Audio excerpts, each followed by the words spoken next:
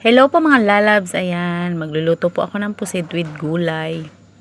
Ayan, nakita nyo po, naka-separate po ng gisa yung pusit kasi po para di po siya ma-overcook at para po matanggal yung lansa nung pusit.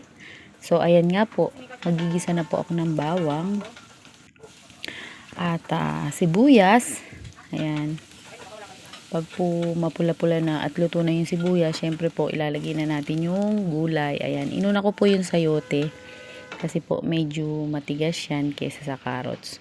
So nilagyan ko na po na siya ng toyo, oyster, konting tubig po. Ayan.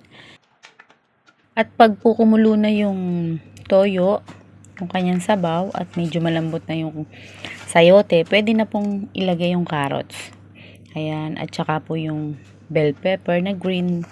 Depende po sa inyo kung red or yellow.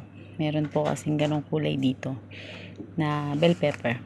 So, ayan nga po, nilagay ko na yung tofu. Ayan.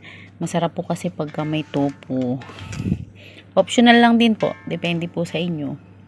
Ako po kasi gusto ko lagi may tofu sa gulay. So, ayan po. At lalagyan ko na po siya ng konting suka. Ayan, dahil adobong pusit nga po, style with gulay.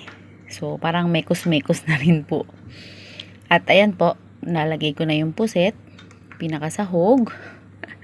Hindi ko po sinasama yung sabaw niya para po matanggal din yung lansa. 5 to 10 minutes luto na po yung pusit.